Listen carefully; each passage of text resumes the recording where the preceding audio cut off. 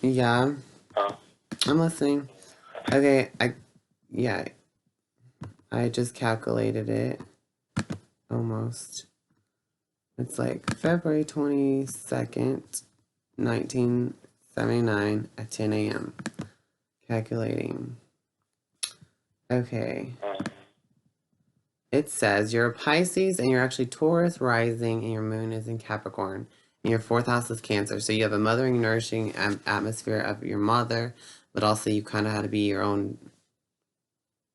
You had to grow up fast and get your job quick or something. Like you wanted to work or something like that. And your Saturn's in Virgo, so your dad was probably critical of you and he taught you how to do all your chores and he counted your money. I don't know. And it's in the fifth house, so he might be a narcissist or he gave you celebrity attention. He treated you like you he was your biggest fan. What's true about that? Yeah. Yeah. Yeah. Your Jupiter is the planet of luck, higher learning, and expansion. Whatever you aim in that world that is in that sign is what you'll be lucky with. And actually, it is in the sixth house. No, it's in the fourth house. So you'll be lucky with having a family. If you aim at anybody you want to turn into a family, you can turn them into a family. Also, it's in Leo. So you're lucky with expressing yourself and being really creative and getting all this attention for it. And you're lucky with having fun, I guess. I don't know. Mm-hmm. And exotic pleasures and all that bullshit. So that's probably what you're used to. Okay, and then um and it's at home with this Leo, the fourth house Cancer. Your Mars is in Aquarius, so you and it's in the 11th house. So I guess you have a lot of fights with your friends, and anything goes, and you have sex with your friends. Your Venus is in Yeah. Capricorn, so you want to be with somebody who is in the same career as you, and it's in the ninth house. You want someone to learn with and go on adventures with. You're looking for somebody who wants to travel, and you're looking just to keep things moving and in your career. Like, what do you do for your career or whatever? So I work. Yeah, you just work. What do you do? Your third house is in Cancer, your Uh, Mercury's in Pisces. I do tree work. Okay, so you're a tree Yeah. surgeon? Your Pluto is in Libra, so this means you don't like to be alone. When you do isolate yourself, you like to be with somebody else, to be alone, basically. I Uh, like to be with. I like to be with a woman. yeah. Your Lilith is in Leo, so, and it's actually in the fourth house, so everybody does everything for your house. Everyone revolves around you, whether you know it or not. So you're like basically the king narcissist. Everyone does everything for you and walks on eggshells just to please you, and you probably don't even notice them. You get everyone to do everything for you. You probably use everybody, No. but you said you're a good guy. You. Your crown is in Taurus. The way you heal yourself is by artificial stuff and food and all this crap. Your Sirius is in Pisces. The way you heal other people is by being unconditional, loving, accepting, and being your creative, spiritual, psychic self. You could be psychic with this. You're psychic. Hello. You said you see spirits. You seen strangers, but you Yeah. don't care to try it. It just happens to you. Is what I asked you, and that's what you said. It just happens to you, and you just decide to go along with it. Your palace is in Aquarius. Your Juno is in Pisces, so you're looking for to marry somebody who's actually like you, nice and all that bullshit. Vista in Pisces, good for you. I'm just hurrying this up. That's right. That's right. That's So right. tell me about the spirits that you've seen. What did they look like to you, and how do you know that they were real? How'd you get confirmation from strangers? Oh, How do you I not see him. know? I see him. And I was sleeping. Do what? After I sleep and I see him, and when I do just sleep and dreaming. You just dream them about them? How do you know that those are real Yeah. then if they're just in your dream? I don't know. You don't know, so you don't got any confirmation.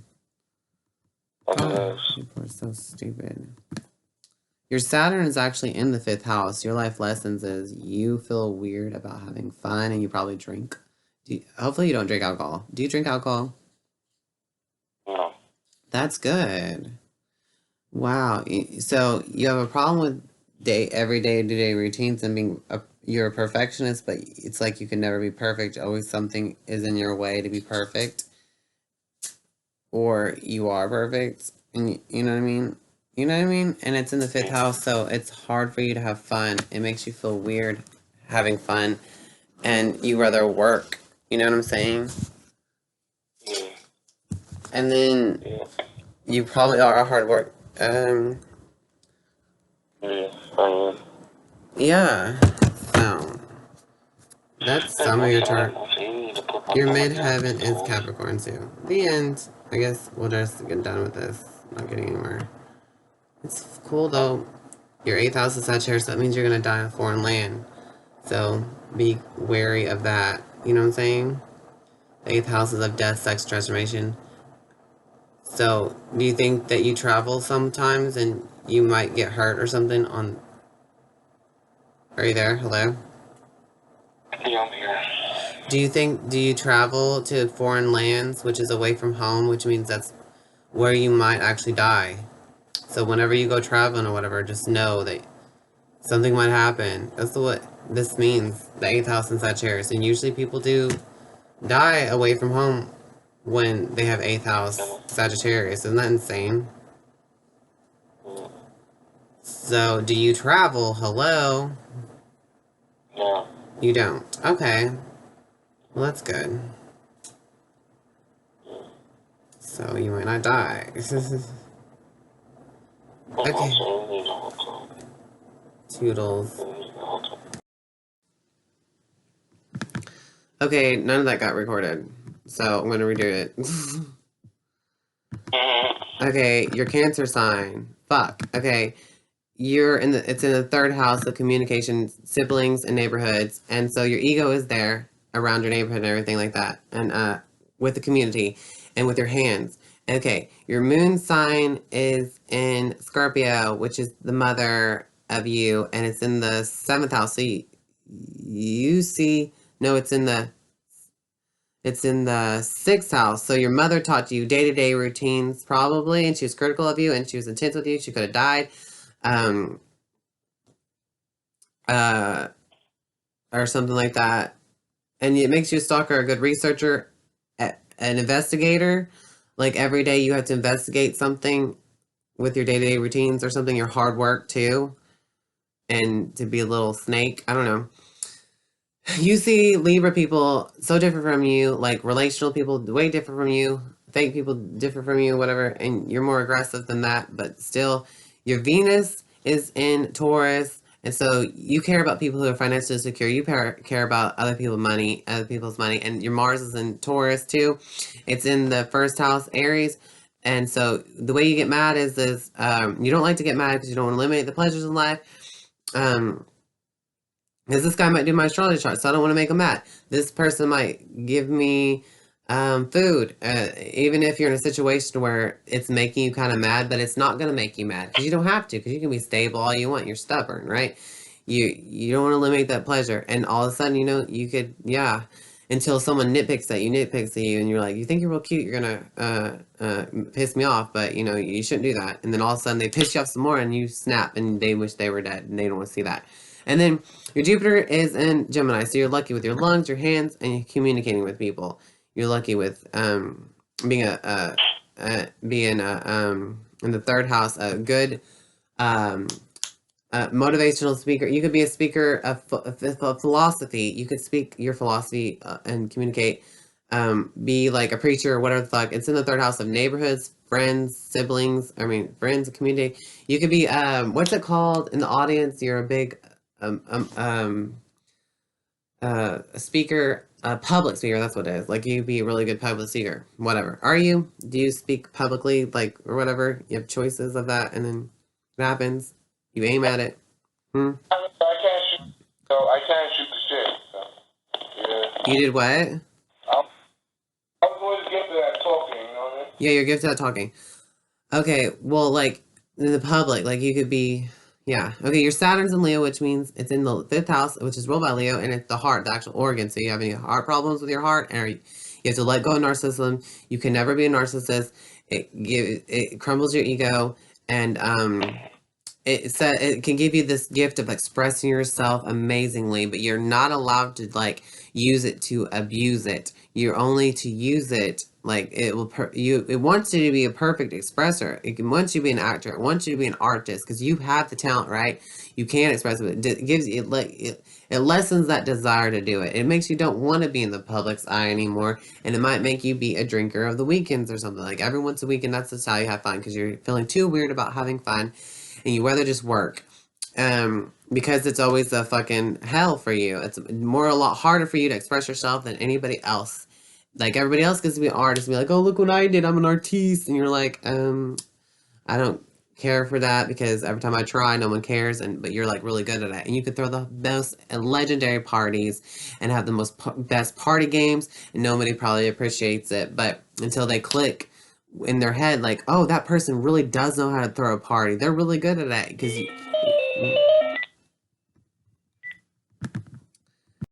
your friends think it's funny you've met your match. Palace and Gemini.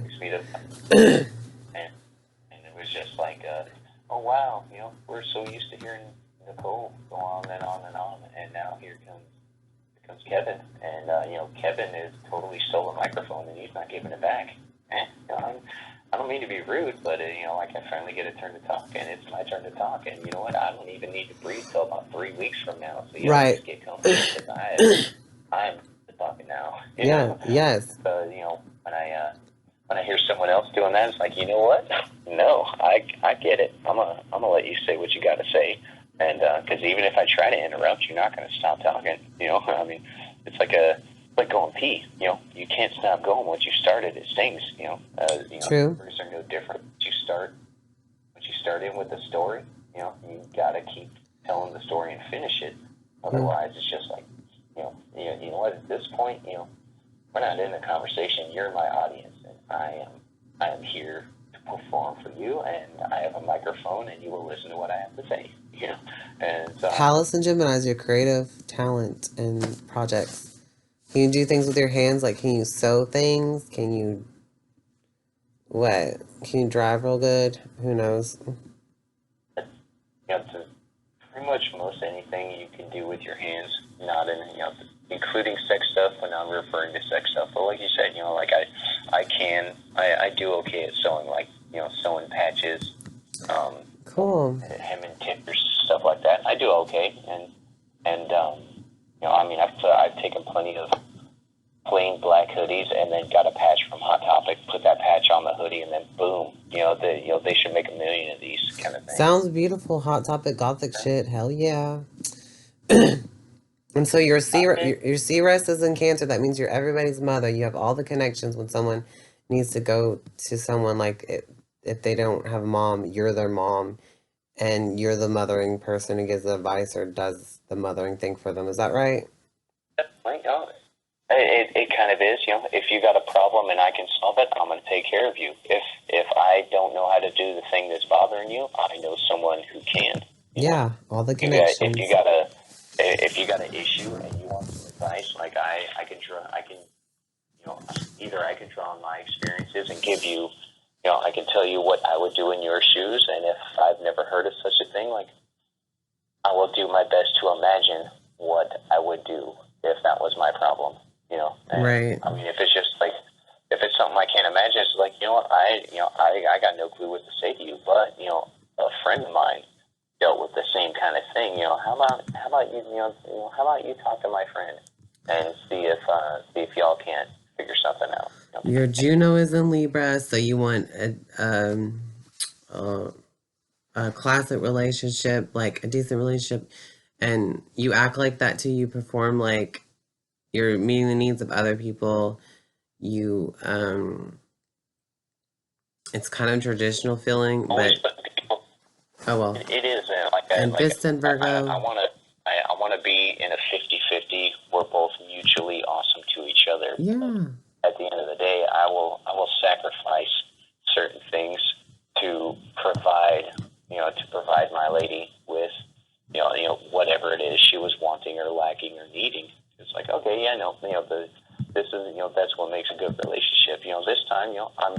one for the team. I'm gonna go watch a crappy movie I don't want to see because I've already seen it. I know it's a crap movie. She's never seen it. We'll go watch it together. And she wanted me to watch it with her, and so yeah, there we go. And then then it's like, okay, yeah, no, I took one for the team that time, but later on there's going to be a similar situation. We'll just keep with the movie analogy. I'll want to go see a movie. She's already seen it. She didn't like it, but she knows that I want to see it with her, so she'll go to it with me. And at big picture, long term thinking, everything evens out.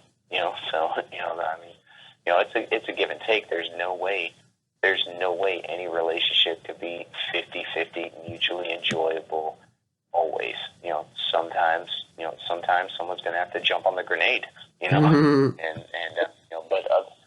But it doesn't always have to be me. It doesn't always have to be her or you. So we'll take turns. Just like I cooked, you do the dishes. I'm like, well, I'm used to doing my own dishes, so how about just the dinner plates? And then next time, you cook, then I'm just gonna do all your dishes and keep the mess out of your way. You handle the cooking stuff. I'll keep the kitchen clean, and then when we eat, all we've got dirty is a couple of plates, glasses, knives, and forks. And you know what? You did such a great job cooking. You just go sit and relax. I'll be done here in a minute. That's hilarious. All about the the old Mm-hmm. Ferris Bueller. I know. Your Lilith is in Scorpio, so it's in the 7th house. Hold on. Yeah, thank you. All right, your Lilith is in. Let's explain this. Your Lilith is in Scorpio, and it's in the 7th house of other people. So you see other people as sexual and stuff, or than you, and you're like, I don't have to have sex. I can keep myself not sexual, but like you probably feel forced to have sex even when you're gonna just do it anyways when you don't feel like it. Is that what it is? And you'll rebel to just go ahead and do it. Is that what that means for you in the 7th house? Opposition? I think that's one of those things that's like the opposite, because like I do agree, like that like I can't look at a woman and not picture her naked, letting me touch her and doing stuff with each other. It's like that part is on point. It's like, oh yeah, look at her, she's pretty, and like, I bet she'd be pretty and naked. It'd be awesome if I could fondle her body, or if it'd be awesome if she wanted to. Yeah, people are like, stop being sexual, but you do it anyways. But then again, you still feel forced to have sex too, because you almost feel like you've been molested and you don't want to have sex, and you're like, fuck that, but you do at the same time. Is that what you mean? Also, I was just wondering about that, because that's what I see in people with Lilith and Scorpio. And if it's in the 7th house, it's like it's opposite from you, but that is you secretly. Like you're secretly sex. Like you feel forced having sex when you are having sex when you don't feel like it. Is that true? Well, not on the regular. There have been a couple, probably 4, maybe 5 times where a chick was on her period and she wanted to do sex anyways, and I was like, ew, no, you're on your period, gross. That's all blood and gonna aggravate your insides. No, let's just make out. And so like next time her period rolled around, she didn't say she was. She just had one of those like lady condoms, and I was like, hey, whoa, there's something in your vagina that's not human. She goes, no, it's fine. It's a lady condom. It's not human. I'm like, well, what the fuck? You gotta tell a guy these kind of things, So right. And in those few and far between rare situations, like I'm not down with I'm down with sex, but I don't want to have sex while a girl is on her period. And 2 different times, a girl, while riding me, she's switched to the back door. It's like, I don't really, I enjoy looking at a great ass. Like, that is a caboose. Hell yeah, I would like to grab it, and, squeeze it. If you want me to smack it, I'll smack it. But I don't want to put my dick in your butt. That's where the poop comes out. There's a scary amount of girls that are like, okay, yeah, like in the pussy is foreplay, and then fuck me in the butt. Like, no, I don't want to. No, I'd really rather not. I mean, if you hella want me to, I mean, you have to use the phrase, I hella want you to, you know, and it's like, okay, well then. Make sure it's clean or whatever. I'll give you what you want. But anyways, yeah. And your Jupiter's in Libra, but it's in retrograde. So like if you point at anyone out there to get married with, you'll get married right away. And also you'll have life lessons, restrictions on it. So you might not even want to get married because Saturn's in Libra, but it'll give you an opportunity to get married real easily. And your Uranus is also in Scorpio retrograde. And your Neptune's in Sagittarius retrograde. So like, do you film your adventures that you go on? Like when you travel, do you film your adventures and you have like this deep, meaningful soul moment with yourself on the inside? Who knows, with traveling and learning. I mean, I travel a lot. I've been to lots of cool places, but it's in the 8th house. It's usually not until I'm. Do you get money from other people? Do you get money from other people to go traveling and film yourself? You use other people's cameras or something too? Money? I don't yet, but I'm working on making that be a reality. I cannot wait to get paid to go on vacation. Yeah, but you know what's so... Okay, I'm listening. You know what's so sad about this is your 8th house is actually in Sagittarius. This is your death house. This means you will die in a foreign land. You might die in a foreign land. So just think about that. You know what? Hey, well, you know what? Everybody dies. Everybody dies, you're right. But this means be careful when you go out traveling. That means you're not going to be dying in your comfort zone of your own home. You know? So you got to prepare every time you go out on a vacation or whatever. This could be it. You saved up all your money just to fucking go to head to the other side. Right?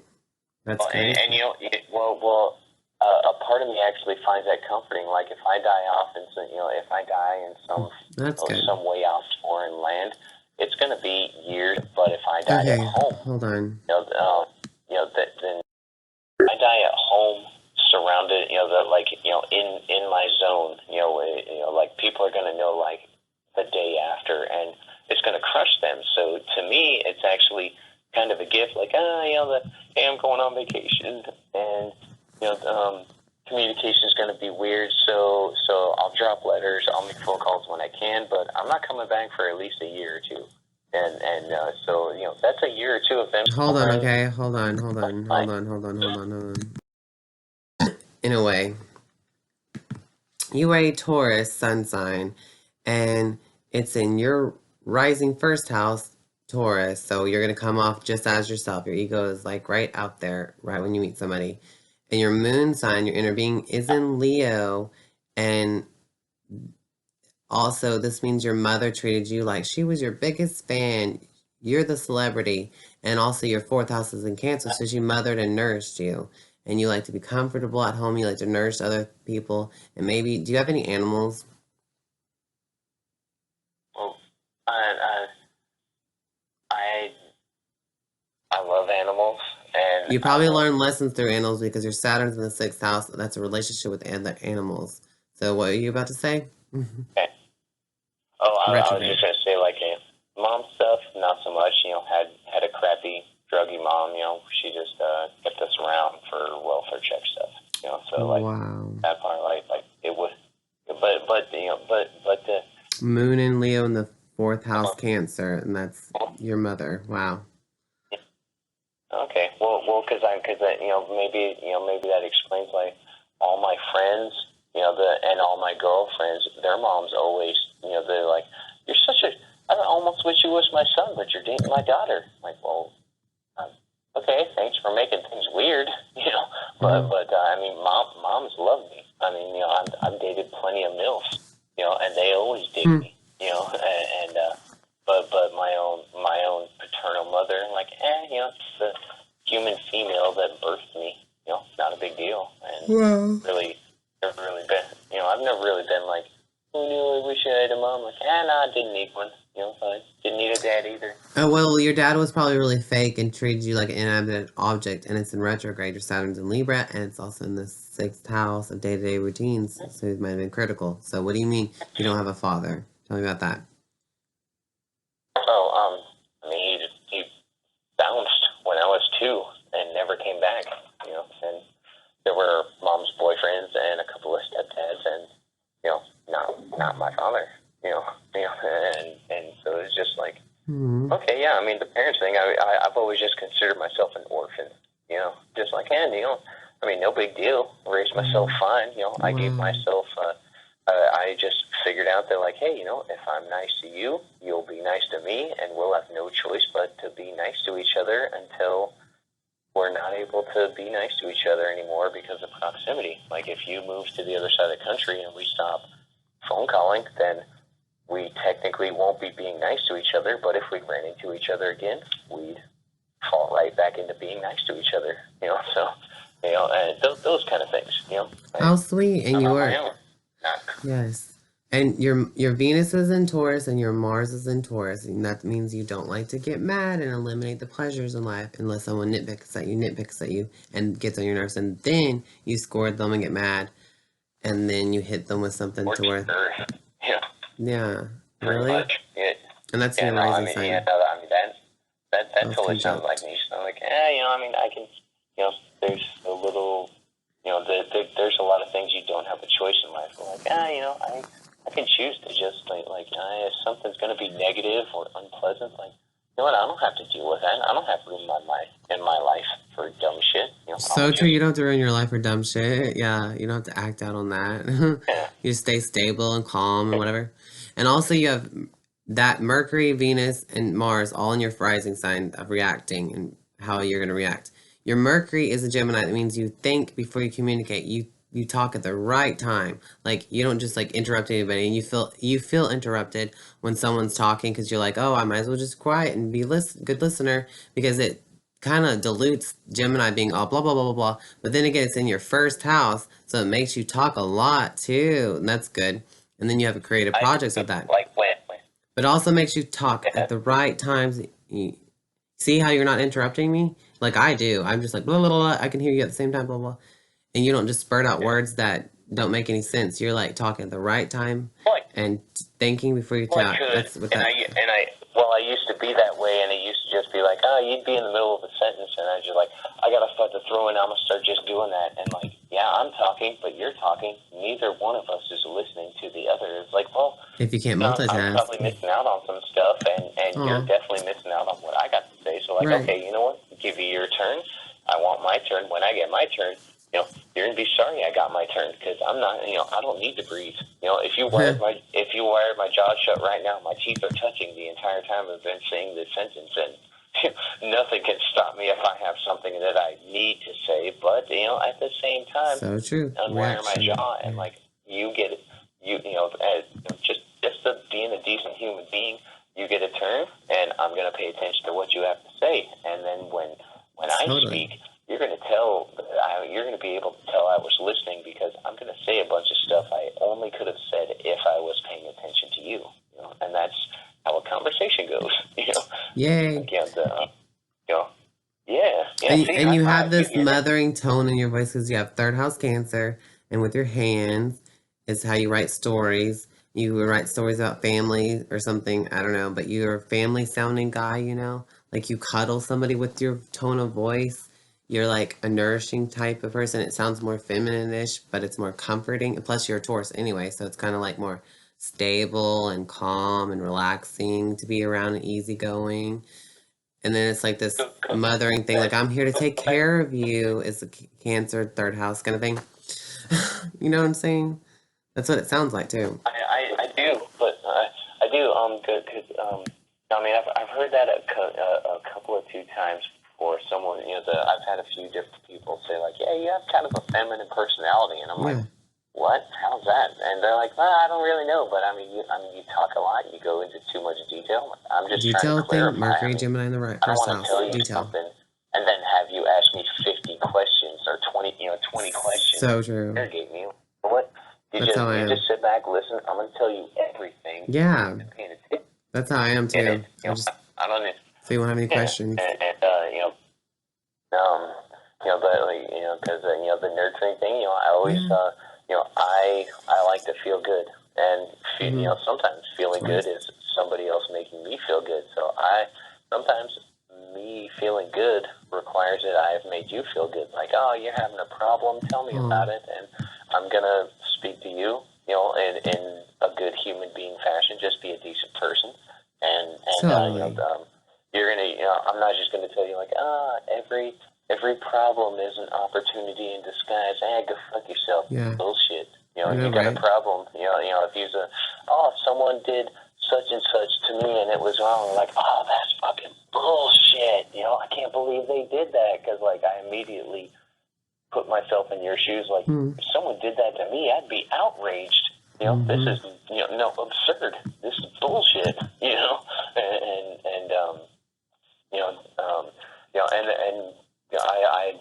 I'm kind of digging the use, the constant, emergence of the word nurturing, because it's like, oh, that is nurturing. It's good to know that I'm not just weird. I'm not looking at this in a funny way. Like anybody else on the planet would feel the same way that I'm feeling about this terrible thing that happened to me when I tell you about it, or, and it doesn't have to be a terrible thing. It could just be like I was in my coffee shop and got my name wrong, and that's fucking irritating. Like, I've been there and I told them my name.